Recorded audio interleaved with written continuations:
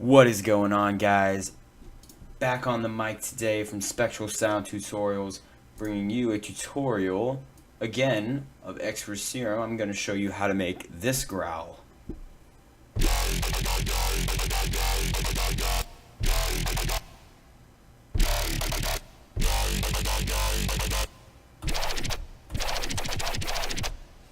Forget that I pressed that note.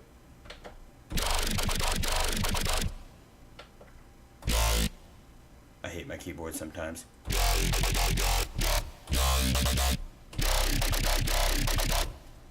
Now this is made with two custom wavetables. I'm going to take you through step by step on the exact process of how I made this sound. I'm going to show you what really gives it its elements. These two wavetables are custom wavetables that I have. There will be a link in the description for you to download those wavetables if you want to recreate the sound exactly like I have it here. And that would be totally cool. You can just incorporate what I have here into your other sounds if you want. But yeah, let's just get right into it. I turned the sub on just for this video. Normally I would not have the sub and I would high pass it because I always add an extra sub. But for the sake of the video, I'm just going to have the sub in here. It's just down an octave and the level is modulating a bit, but we'll get to that. There are no external effects at all. Nothing. So all of this is made completely in Serum. Now, alright, I pull up these two wavetables. I have, for the modulation here, there's a lot of modulation. There's there's 15 things being modulated, but right now for the wavetables, I put it on 2 for the unison, and I put the detune down really low, and the blend, that doesn't matter. For the second oscillator, I didn't put on any, because the first oscillator, this is all it's doing here. Let me turn off everything.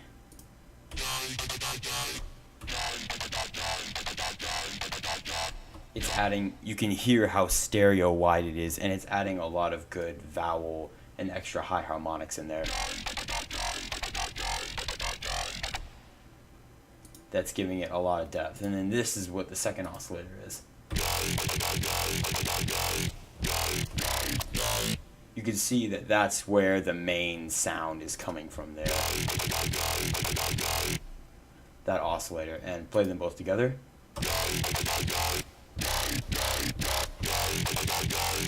They blend perfectly to just make the sound really thick, really fat, and really rich. So, sub I just explained, pretty basic. I added some noise. Noise is extremely effective. In growls, I just modulated the level a little bit here.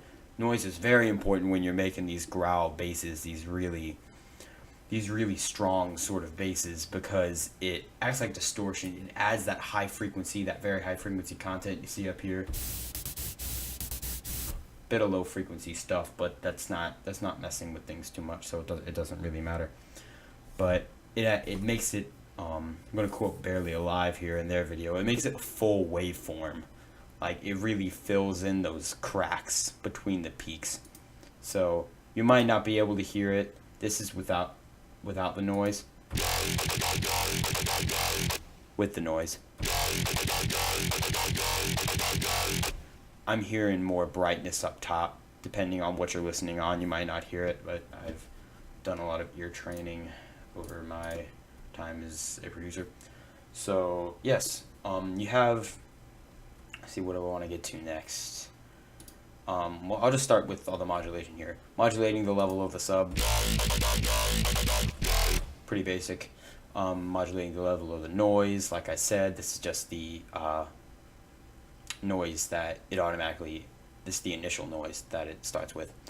Now for the filter, this is where the vowel is really coming in. This is without the filter active.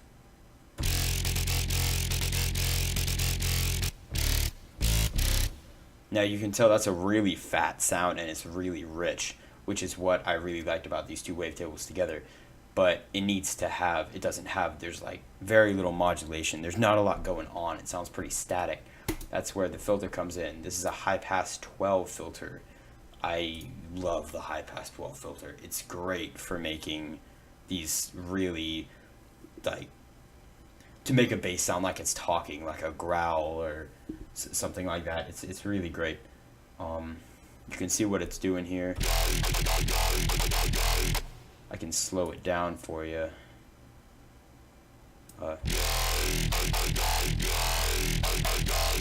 I'm just modulating the cutoff of this of that first peak coming up here, and the mix isn't on all the way. It's just part of the way. If it was on all the way, it'd look like this, and that's cutting like the sub right there. I just turned the mix down a little bit,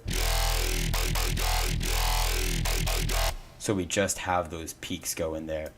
And so modulating the cutoff up to there, it just adds a nice sound right there. I added some macro. There we go. A macro to the cutoff as well, so you can control the vowel. I'm gonna yeah. So this is with the vowel all the way down. I'll just mess around with it and you can hear what it does.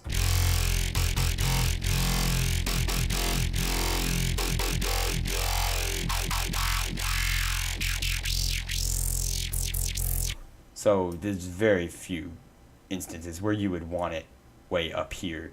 You like it in this sort of general area. If you want to make it really dark, like underground or something, you can put it rather low. But I liked it when it got higher in this range. Well, not quite that high, like maybe somewhere around here. Yeah, that's quite nice. Around 40%. That's where I had it. You can do whatever. But that's just for that's just, I don't know. I just like to do that. It helps me customize the sound. The resolution, or not resolution. Oh man, resonance. Here we go. Is that's going up and down along with the modulation. That's just making it talk. So it's going like when it's going yai, it doesn't go yai and then hold that E at the end. The talk is going down a lot because the resonance really does control that. That's how high the peaks are actually pushing to make the vowel. So when it comes up to its full opening there, it or I should say closing. The width is closing. To make that ah sound, the resonance is up to around the middle, and then when it comes down at the very bottom of this modulation, the resonance is very low. It's like less than, I don't even know, it's very low down there. You can see. And but then for this other peak filter, the high pass 12, that's a high pass plus peak filter. The peak filters, the frequency is just going back and forth a little bit. You can see it happening right there on that frequency, and that also really helps to shape the vowel, which is why those two combined just really add some good modulation. So yeah, the filter is a very important part. Okay, so I think I've covered everything. Obviously I just have it on mono legato, just to make sure I don't screw up and play two notes at once, because you don't want to layer the bass like that. You do not want to do that. It will not sound good. Okay, let's move on to the effects. There are actually not that many effects, but what the effects do right here are very important. So I'm going to go through, this is the sound with no effects at all.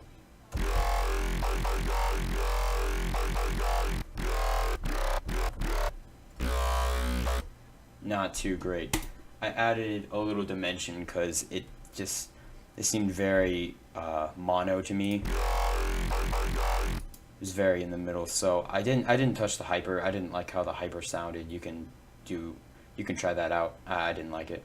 But I turned the size of this dimension expander down to 3% and the mix fairly high.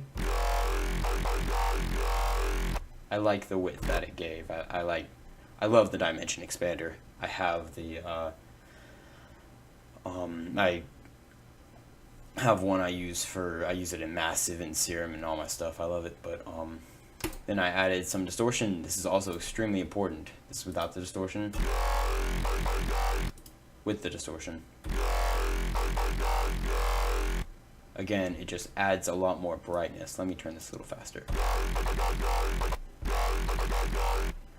It just adds a lot more brightness. Modulating the drive here, I didn't mess with the filter. This is just a soft clipper, so it's not particularly strong. It's not as if I used like a tube, or I mean the tube isn't that strong either. If I were to pick something very strong like a diode, see, that's extremely strong. I don't want that. I just wanted a little soft clipper there. Mixes all the way up. Yeah, modulating. Okay, compressor, multi-band compressor, very important. Without the compressor, with the compressor.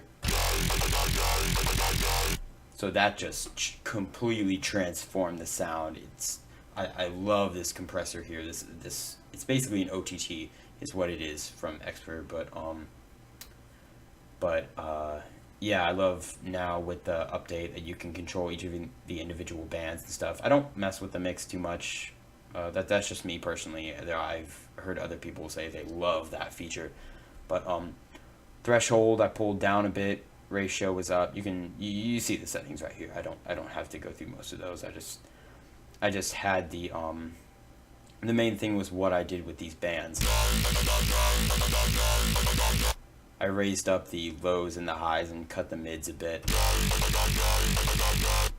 So it makes it really bright and really strong, and just adding this on here at all would make it better.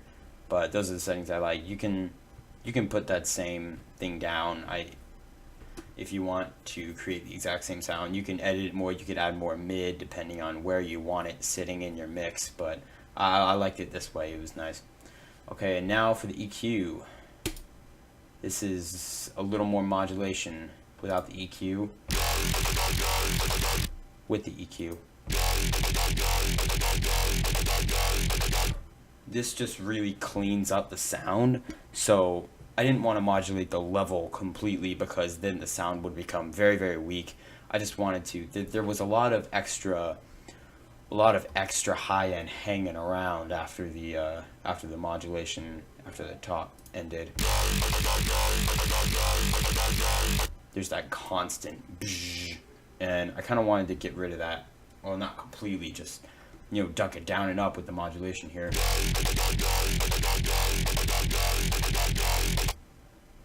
So I have this on a what's it called, low pass, and this on a peak right here. This peak is just modulating the gain up and down. That's just to get rid of, there was a frequency in there that I didn't like. That's just me, like in the last video, I just get nitpicky about stuff, and that's just what I did. That's just to get rid of a frequency. You can copy that if you want to. But yeah, what's really the important thing that's happening here is this high cut, low cut, excuse me. I always get those mixed up. The frequency is modulating up and down here. That's what's really creating it. But this Q factor is also going from fairly low up to almost to the middle.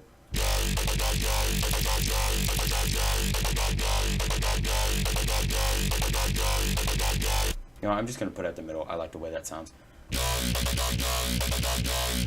Anyway, but that determines how bright the sound is at its top motion. That's determining basically the peak of this filter, how much it's peaking and how much activity there is here. I'm pointing to my screen with my finger like y'all can see. See this right here? No, you can't see. Okay. But the gain, I don't know why that's nothing's going to happen with the gain. If it was peak or a shelf, then something would happen, but no. The last thing is reverb.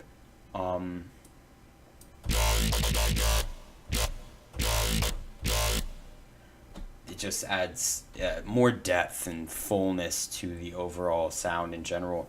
I don't have it extremely. I'm gonna turn the low cut up a bit. Okay, that's fine. Again, me being nitpicky, but got it on a hall reverb here. The mix is very low, and I just have it modulating a bit up and down.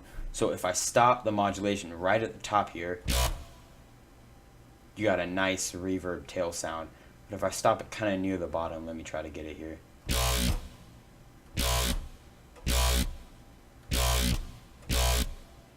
There's not quite as much. Again, it's very hard to tell. Just it going up and down, it adds more modulation and makes the overall sound stronger and fatter in general. Yeah, you see the settings that I got here. You got high cuts, just so you're not getting a lot of noise up top. Decay I brought down a bit, and same with the size. It's not enormous, but and that's really all the effects I have on here. And whereas that took a little bit to explain, it really isn't that much if you look at all the other stuff I didn't add. So yeah, that's the sound I got here. I didn't add any portamento just because I didn't want to. You could, but yeah, if you go into envelope mode, you can also add a little loop back point. Set loop back point here, and which I've already done, and you could do some cool stuff like sounds like drum and bass or something. Let's go to this. Hang on. Wow, that's really fast. But anyway, you get my point. All right, like I said, these wavetables right here will be down in the description. If you like this video and you like this sound, drop a like right now so you can, that basically shows me that you like what I'm putting out, so I can put out more stuff like it. So if you have a sound from a certain song or anywhere really that you want me to replicate, simply tell me about it in the comments section, and I can get back to you about that and maybe post a video about it later. So yeah, that wraps up this tutorial. Hope you found this helpful. Subscribe for more tutorials such as this, and peace out.